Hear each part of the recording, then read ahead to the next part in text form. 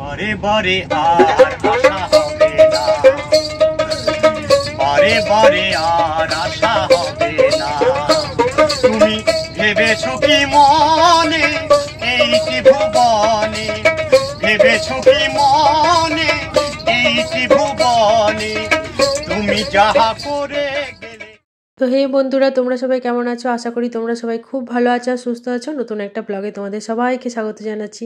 তো গানের লাইনটা আজকে আমাদের এই ব্লগের জন্য একদম অ্যাপ্রোপ্রিয়েট, কারণ সত্যি কথা বলতে কোনো জায়গায় গিয়ে আমরা প্ল্যান করি ঠিকই, কিন্তু সেই জায়গায় বারবার গিয়ে সত্যি আমাদের আর ফিরে আসা হয় না। আমাদের জীবনের ক্ষেত্রেও তাই। কাশ্মীরের এটা আমাদের লাস্ট ব্লগ, আর লাস্ট দিনই দেখেছিলে যে লাস্ট ব্লগে আমরা পেহেলগাঁও এসে পৌঁছেছিলাম। তো পেহেলগাঁওয়ে আমাদের 3টে নাইট স্টে করার কথা ছিল। তো আমরা আগে থেকেই ঠিক করে নিয়েছিলাম যে পেহেলগাঁওয়ে গিয়ে আমরা আর কোথাও যাব না, কারণ যেগুলো কাছাকাছি ট্যুরিস্ট স্পট আছে, যেরকম ধরো বৈশারান ভ্যালি, আরু ভ্যালি, বেতাব ভ্যালি, চন্দনবাড়ি, সেগুলো আমরা যাব না, কারণ আমরা প্রচণ্ড টায়ার্ড হয়ে গেছি আর মায়ের শরীর ভীষণ খারাপ। বাড়িতে থাকলে হয়তো হসপিটালে ভর্তিই করতে হতো। তো কোকোর বাবা বললো যে কোনো জায়গায় গিয়ে সেই জায়গাটা যদি পায়ে হেঁটে এক্সপ্লোর করতে তুমি না পারো, তাহলে সেই জায়গার পুরো যে একটা সৌন্দর্য সেটা তুমি উপভোগ করতে পারবে না। আমরা সব জায়গায় এরকমই হয়েছে যে কোনো জায়গায় আমরা পৌঁছেছি, সেখান থেকে গাড়ি করে চলে গেছি, তো লোকাল সেই জায়গাটা আমাদের আর দেখা হয় না। এই যে পায়ে হেঁটে বেরোনোর সময় আখরোট দেখছি, দেখো চারিদিকে বিনস ধরে আছে গাছে। আর আসার সময় আমরা একটা খুব সুন্দর পার্ক দেখেছিলাম, তো সেই পার্কটায় যাব ঠিক করেছি। একটা অনেক পুরনো শিব মন্দির আছে। তো যারা পেহেলগাঁও যাচ্ছ তারা অবশ্যই একটা দিন হাতে রাখবে আর নিজে পায়ে হেঁটে এই জায়গাগুলো এক্সপ্লোর করবে। তো দেখো এখানে যে একটা ট্যাক্সি স্ট্যান্ড আছে, সেখান থেকে একটু এগিয়ে এসে এই মন্দিরটা তোমরা দেখতে পারবে, আর মন্দিরটা কতটা প্রাচীন দেখে তোমরা বুঝতে পারবে। তো বেরোনোর সময় তো আমরা 3জনে বেরিয়েছিলাম সকালে ব্রেকফাস্ট করার পর। তো কিছু দূর আসার পরে বাবার সাথে দেখা হয়ে গিয়েছিলো। বাবাও নিজে একটু ঘুরে দেখছিল চারিদিকটা কেমন, আর সুন্দর দেখো মন্দিরটা এত সুন্দর। এখানে এসে মনটা হঠাৎ করে খুব ভালো হয়ে গেছিলো। চারিদিকে একদম নিস্তব্ধ পরিবেশ, আর এটা একটা ছিল ভোলেনাথ, মা পার্বতী আর গণেশ ঠাকুরের মন্দির। অনেকেই এসে দূর দূরান্ত থেকে অনেক মিলিটারি অফিসাররা এসে পুজো দিয়ে যাচ্ছিলো। আমরা যখন ছিলাম তখন দেখছিলাম যে মিলিটারি সিকিউরিটি নিয়ে পুজো দিয়ে যাওয়া হচ্ছিল। তো আমরা অপেক্ষা করছিলাম যে আগে যারা মন্দিরে ঢুকেছে তারা পুজো দিয়ে বেরিয়ে আসার পর আমরা ভেতরে যাব। আর পিছন দিয়েই না ঠিক লিডার নদী বয়ে গেছে। তো পুরো ট্যুরের শেষে যখন আমরা পেহেলগাঁও এসেছিলাম, তখন আমাদের সত্যি কথা বলতে কাশ্মীর সম্বন্ধে ধারণাটা একটু চেঞ্জ হচ্ছিল। পেহেলগাঁওতে এসে মানুষ একটু স্বাধীনভাবে ঘোরাফেরা করতে পারে, একটু নিজেদের মতো থাকতে পারে। অনেক বাঙালি তোমরা ওখানে দেখতে পাবে, বাঙালি দোকান, বিশেষ করে কলকাতার চন্দননগর এইসব সাইডের প্রচুর দোকান ওখানে আছে। এমনকি দুর্গাপুরের একটা দোকানও ছিল, জানো, আমরা ভাবলে অবাক হয়ে যাচ্ছিলাম। তারপরে মানুষ এখানে এসে কেনাকাটা করে, কিন্তু এতটাই শান্তির জায়গায় যে এখানে মানুষ এই জন্যই হয়তো যাদের মতলব ভালো থাকে না, এই জন্যই হয়তো এখানে এই ধরনের একটা ঘটনা ঘটিয়েছে, যাতে মানুষের শান্তিটা এসে নষ্ট হয়ে যায়। এখানে মানুষ একটু শান্তির খোঁজে আসে। পুরো ট্যুরের শেষে তুমি এখানে এসে একটু নিঃশ্বাস নেবে। তো মন্দির থেকে বেরিয়েই আমরা একটা পার্ক পেয়েছিলাম, এখানে লোকাল লোকেরা যায়। আর যে জায়গাটায় আমরা গিয়েছিলাম এতটাই সুন্দর ছিল, মানে আমি ভাষায় তোমাদের বোঝাতে পারবো না। এই পার্কটার ভেতর দিয়ে যে লিডার নদীর একটা স্ট্রিং দেখো, এই যে এটা রয়েছে, এটা ন্যাচারালি নদীর একটা মানে কি বলবো ধারা, সেটা এই পার্কের ভেতর দিয়ে ঢোকানো হয়েছে যাতে দেখতে পারো। এবং এত সুন্দর ঠান্ডা বরফ গলা জল সামনে দিয়ে এরকম হয়ে যাচ্ছে। এটা কোনো আর্টিফিশিয়াল জলের ধারা নয়, এটা একদম লিডার নদীরই একটা স্ট্রিংকে এই ভেতর দিয়ে ঢোকানো হয়েছে। খুবই ভালো লাগছিল। আর গাছের রঙগুলো দেখো, কুকুর বাবা এটাই বলছিল যে আমরা অনেক জায়গা গেছি, কিন্তু গাছের পাতা এরকম গ্রিনের মধ্যে আবার সাদা। গাছের পাতাগুলো দেখলে তোমরা বুঝতে পারবে, বড় বড় যে গাছগুলো ছিল সেগুলো পুরো সাদা পাতা ছিল। আর কত সুন্দর এখানে ডালিয়া হয়েছে দেখো।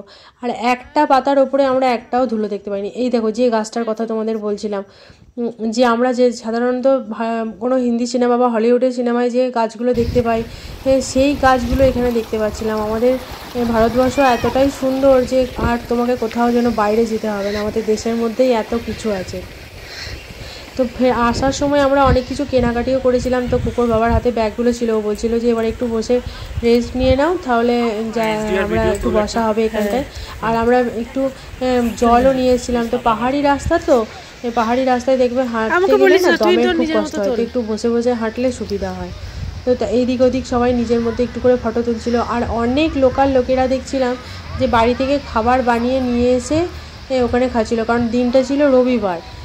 যেদিন আমরা এই পার্কে পেহেলগাঁওয়ে এই পার্কটায় যখন গিয়েছিলাম সেই দিনটা রবিবার ছিল, তো ছুটির দিন, তো অনেক লোকাল লোক এখানে এসেছিলো। আর যে দিকটায় লিডার নদী বয়ে যাচ্ছে এখানে দেখো এরকম একটা কটেজ মতো করা ছিল, তো ওখানে চাইলে বসতে পারে। আর এই নদীর পাশে আমরা বসেছিলাম। এত সুন্দর জায়গাটা, আর নদীর ধারাটা বয়ে যাচ্ছে। দাঁড়াও নদীর একটু আওয়াজটা তোমাদের শোনাই।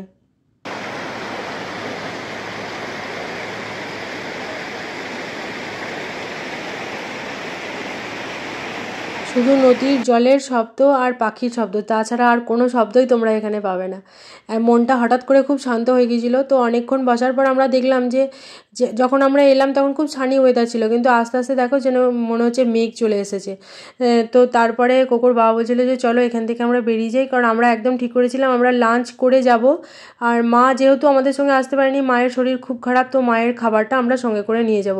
আমরা আজকে ঠিক করেছি এখানে একটা হোটেলে দেখলাম আসার সময় যে আলু পোস্ত ডাল ভাত পাওয়া যাবে। তো অনেক দিন বাইরের খাবার খেয়ে গিয়ে বাড়ির খাবারের যেন কথা খুব মনে পড়ছিল। তো ওই দোকানটা থেকে আমরা ঠিক করেছি যে আলু পোস্ত ডাল ভাত খেয়ে তারপর চলে যাব।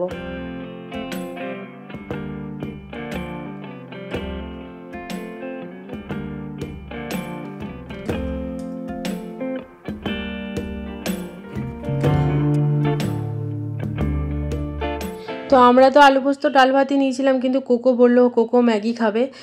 ও কোথাও বাইরে গিয়ে এটাই করে, লাঞ্চ ডিনার ব্রেকফাস্ট সব কিছুতে ওর ম্যাগি খেয়ে নিলেই হয়ে যায়, কারণ আলু পোস্ত ডাল ভাত ও আবার খুব একটা ভালোবাসে না। যাই হোক, ও এখন বড় হয়েছে, তো ওর মতটাকেও আমাদেরকে প্রায়োরিটি দিতে হবে। আর বাড়ি ফিরে এসে আমরা যখন বেরোচ্ছিলাম তখন আবার দেখলাম দেখো এই গাছটা আখরোট গাছে সব আখরোটগুলো পাড়া হয়েছে, কারণ ওদের আখরোট পাড়ার সময় হয়ে গেছে। তো চারিদিকে এরকম আখরোট পড়েছিল, একবারে আখরোটগুলো পেরিয়ে আস্তে আস্তে আমার একটা নিতে ইচ্ছে করেছিল, কিন্তু কোকোর বাবা বলছিল নিও না, কারণ এরা আবার কি বলবে, কিভাবে রিয়্যাক্ট করবে এদের বোঝা খুব মুশকিল। হয়তো ভালোভাবে বলতে পারে, আবার খুব বললে খারাপ করে বললে আবার খুব খারাপ করে বলবে, মাঝামাঝি ওদের কিছু হয় না, টেম্পারমেন্ট ভীষণ হাই থাকে। যাই হোক, তারপরে আমরা দুজনে আবার একটু বেরিয়েছিলাম আর ছাতা সঙ্গে করে নিয়ে গিয়েছিলাম। দেখো কীরকম অন্ধকার হয়ে গেল, হঠাৎ করে যেন মনে হচ্ছে বৃষ্টি আসবে। আর ফেরার সময় না বেশ মন খারাপই লাগছিল, কারণ আজকে আমাদের পেহেলগাঁওয়ের লাস্ট ডে। আর পেহেলগাঁও জায়গাটা এতটাই সুন্দর, মানে পাহাড়ের রেঞ্জগুলো ওখানেই যেন মনে হচ্ছে শুরুটাও দেখতে পাবে, আবার তোমরা শেষটাও দেখতে পারবে। তো যাই হোক, এটা আমাদের পেহেলগাঁওয়ের লাস্ট ডে ছিল। তো বেশ কিছু কেনাকাটার করাও বাকি ছিল, তো মায়ের কাছ থেকে কিছু জিনিস কিনে নিয়ে গিয়ে মাকে দেখিয়েছিলাম। তারপর আবার সেগুলো পছন্দ হওয়ার পর মা বললো যে যা এরকম ধরনেরই নেবো কিনা ঠিক বুঝতে পারছি না, মা এলে সুবিধা হতো। আর কোকোর জন্য দেখো একটা র্যাবিট উলের সোয়েটার নিয়েছিলাম, কারণ একটা ওর স্মৃতি থেকে যাবে যে কাশ্মীর থেকে কেনা হয়েছে। এবছর ওর একটু এই সোয়েটারটা একটু বড়ই হবে, এবছরটা একটু ঢিলে হলেও সামনে বছর মানে আগামী বেশ কয়েকটা বছরও পরতে পারবে, কারণ ওর জামা কাপড় এত তাড়াতাড়ি ছোটো হয়ে যায় যে কেনার সাথে সাথেই 1 মাসের মধ্যেই দেখি যে আর সেগুলো আর পরানো হচ্ছে না। তো সেই জন্য আমি একটু বড় নিয়েছি। আর এটা আমাদের একদম ফেরার ব্লগ। পরের দিনে আর সেরকমভাবে আমি ব্লগ করতে পারছিলাম না, কারণ মায়ের শরীর ভীষণ খারাপ ছিল। আমরা যদি হয়তো কলকাতায় থাকতাম তাহলে আমাদের মাকে হসপিটালে ভর্তিই করতে হতো, কিন্তু যাই হোক কোনো রকমে মা নিজেকে সামলে আমরা বাড়ি সেফলি চলে এসেছি। অনেকেই তোমরা প্রশ্ন করেছিলে যে আমরা কোন সময় কাশ্মীর গিয়েছিলাম। তো আমরা গিয়েছিলাম অক্টোবরের একদম স্টার্টিংয়ে, সেপ্টেম্বরের শেষ আর অক্টোবরের শুরুতে, পুজোর আগে। তো সেই সময় কাশ্মীরের একটা অন্যরকম গ্রিন কাশ্মীর থাকে, সেই জন্যই বারে বলছিলাম যে কাশ্মীর আমরা গ্রিন কাশ্মীর দেখবো বলে এসেছি, বরফের সময় আসেনি, কারণ যেহেতু কোকো অনেকটা ছোট এখন আর বাবা আছে সঙ্গে, তো শরীর খারাপ হতে পারে। তো শেষমেশ সেই শরীর খারাপ হয়েই ছিল। তো কোনো রকমে মিলিয়ে মিশিয়ে আমরা এখন সবাই ঠিক আছি, বাড়িও চলে এসেছি। আর তোমাদের জন্য থাকলো সেই সুন্দর গানটা যেটা দিয়ে আমি ব্লগটা শুরু করেছিলাম। তো কেমন লাগলো অবশ্যই কমেন্ট করে জানিও, ভালো লাগে থাকলে একটা লাইক করো, তোমাদের ফ্রেন্ডস অ্যান্ড ফ্যামিলির সাথে শেয়ার করো। আর দেখা হচ্ছে আবার খুব তাড়াতাড়ি নতুন একটা ব্লগের সাথে। টাটা। ভুবনে তুমি ভেবেছো কি মনে এই ত্রিভুবনে তুমি যাহা করে গেলে কেহ জানে না,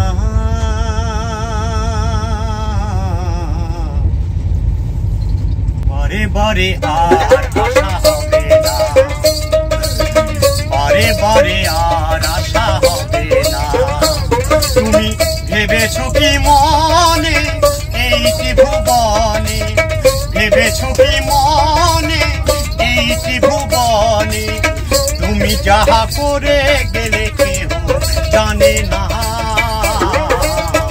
বারে বারে আর আশা হবে না, বারে বারে আর আশা হবে না, এমন মানব জনম আর হবে না,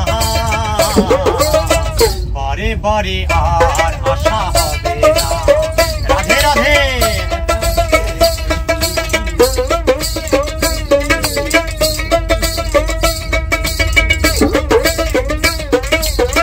তুমি যাহা করে গেলে আসিয়া হেথায়, চিত্রগুপ্ত লিখিয়া ভরিলেন খাতায়। তুমি যাহা করে গেলে আসিয়া হেথায়, চিত্রগুপ্ত লিখিয়া ভরিলেন খাতায়। বারে আর আশা হবে না, বারে বারে আর আশা হবে না। তুমি ভেবেছো কি মনে এই ত্রিভুবনে, ভেবেছো কি মনে এই ত্রিভুবনে, তুমি যাহা করে গেলে কেহ জানে না,